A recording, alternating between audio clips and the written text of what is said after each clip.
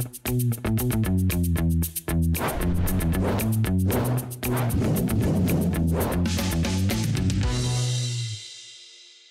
मैं संदीप कसालकर 3.0 टीवी के खास शो क्रिप्टो क्राइम्स में आप सभी का स्वागत। दोस्तों, अब तक मैंने आपको क्रिप्टो की दुनिया में होने वाले अलग अलग क्राइम्स और स्कैम से रूबरू कराया है, लेकिन आज जिस मामले के बारे में मैं आपको बताने जा रहा हूं, उसे जानकर आपको क्रिप्टो एक्सचेंज के भीतर होने वाली जालसाजियों के बारे में बेहद करीब से जानने का मौका मिलेगा। आपने कहावत तो सुनी होगी, जिस थाली में खाया उसी में छेद कर दिया। ठीक इसी कहावत की तरह ही कॉइनबेस के एक्स मैनेजर से जुड़ा है इनसाइडर ट्रेडिंग केस। ऐसे में इस मामले से जुड़ी हर एक परत को खोलने से पहले क्रिप्टो स्पेस से जुड़ी खबरों के लिए बने रहिए हमारे साथ। लाइक एंड शेयर करें हमारा वीडियो, सब्सक्राइब करें हमारा यूट्यूब चैनल और लेटेस्ट अपडेट्स हमेशा पाने के लिए बेल आइकन को दबाना न भूलें। तो दोस्तों, कहानी किसी 90s की फिल्म की तरह है, जिसमें क्राइम, ड्रामा और कहा जाए तो पुलिस की एंट्री होने के साथ रोमांच भी है। हालांकि एसेट लिस्टिंग डिटेल्स लीक करने के इनसाइडर ट्रेडिंग मामले में एक्स कॉइनबेस मैनेजर पर शिकंजा कस लिया गया है। आरोपी एक्स कॉइनबेस एम्प्लॉय का नाम ईशान वाही है, जिस पर the US department of justice ने आरोप लगाया कि उसने इस पूरी जालसाजी को अकेले नहीं बल्कि अपने भाई निखिल वाही और अपने एक सहयोगी समीर रमानी के साथ मिलकर अंजाम दिया है, जिसमें तीनों ने मिलकर टोटल $1.5 मिलियन का मुनाफा अपने नाम किया है। इस तरह से इनके कारनामों से पर्दा उठने के बाद 21 जुलाई को जहां एक तरफ former Coinbase product manager Ishan Wahi और उसके भाई निखिल वाही को गिरफ्तार किया गया है, वहीं समीर रमानी पर वायर फ्रॉड का आरोप लगाए जाने की खबर सामने आई है। न्यूयॉर्क के सदर्न डिस्ट्रिक्ट के यूएस अटॉर्नी डेमियन विलियम्स ने डीओजे के बयान में कहा कि इन आरोपों के साथ हमारा संदेश साफ है कि धोखाधड़ी है, चाहे वो ब्लॉकचेन पर हो या वॉल स्ट्रीट पर। और न्यूयॉर्क का सदर्न डिस्ट्रिक्ट फ्रॉस्टर्स को न्याय के कटघरे में खड़ा करने के लिए अथक प्रयास जारी रखेगा। तो आरोपों के अनुसार डिफेंडेंट्स ने कम से कम 25 अलग अलग क्रिप्टो करेंसीज में अवैध लेन देन किया और लगभग $1.5 मिलियन कमाए।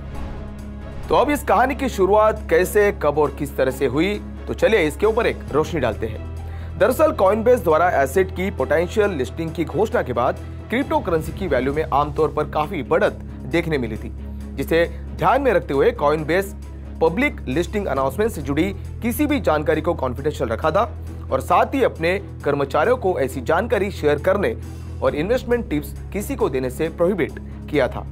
लेकिन वो रूल ही क्या जिसे तोड़ा न जाए, और कुछ ऐसा ही करने के बारे में सोचते हुए एसेट लिस्टिंग टीम के बतौर प्रोडक्ट मैनेजर शामिल होने वाले ईशान ने अक्टूबर 2020 में कॉइनबेस में एंट्री मारी।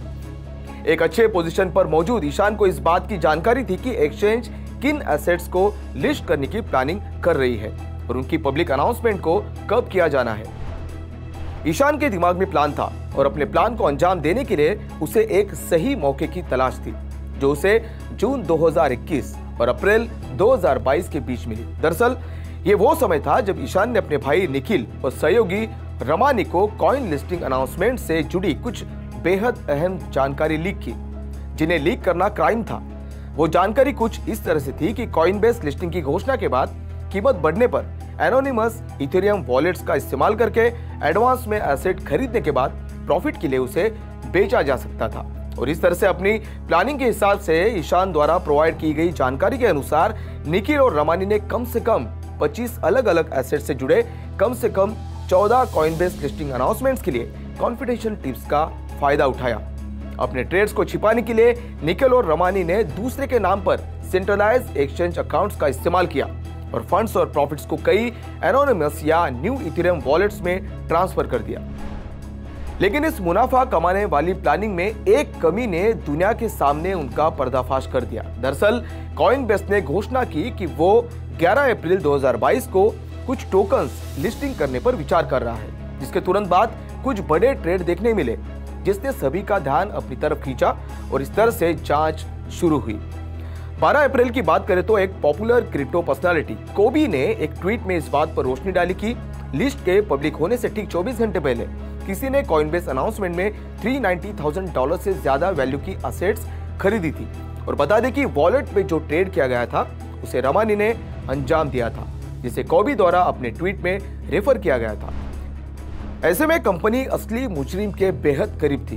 देखा जाए तो उसने उसका पता भी लगा लिया था और इस तरह से एक्सचेंज के डायरेक्टर ऑफ सिक्योरिटी ऑपरेशंस ने ईशान को 11 मई को एक ईमेल भेजा जिसमें उसे 16 मई के दिन एक इन पर्सन इंटरव्यू के लिए बुलाया गया था। बेहद शातिर ईशान ने इस ईमेल को कंफर्म किया, लेकिन उसके दिमाग में एक अलग प्लान चल रहा था। दरअसल उसने इंटरव्यू के ठीक एक दिन पहले इंडिया जाने के लिए 1 वे फ्लाइट टिकट परचेज की थी। हालांकि ईशान ने अपने कलीग से झूठ कहा था कि वो पहले ही 15 मई को इंडिया के लिए निकल चुका था। फ्लाइट टिकट बुकिंग और अपने शेड्यूल डिपार्चर के बीच के घंटों में ईशान ने निखिल और रमानी को कॉइनबेस जांच के बारे में फोन और मैसेज किया और सिक्योरिटी ऑपरेशंस के डायरेक्टर से मिले मैसेज की एक तस्वीर भी शेयर की। जिसके बाद ईशान ने अपने प्लान के मुताबिक जैसे ही अपनी फ्लाइट पकड़ने के लिए कदम बढ़ाया, वैसे ही अथॉरिटीज ने ईशान को पकड़ लिया और उसे देश छोड़ने से रोक लिया। बता दें कि वायर फ्रॉड की साजिश रचने के लिए और वायर फ्रॉड की हर एक काउंट के लिए कानूनी अधिकतम सजा 20 साल है, जिसे इस साजिश में मास्टरमाइंड और उसके साथ मौजूद आरोपियों को अब भुगतना है। तो क्रिप्टो से जुड़ी क्राइम की खबरों में आज के लिए बस इतना ही। ऐसी ही खबरों के लिए बने रहे हमारे साथ, लाइक एंड शेयर करें हमारा वीडियो, सब्सक्राइब करें हमारा यूट्यूब चैनल और लेटेस्ट अपडेट्स हमेशा पाने के लिए बेल आइकन को दबाना न भूलें। तब तक के लिए मैं संदीप कसालकर आपसे विदा लेता हूं। देखते रहिए 3.0 टीवी।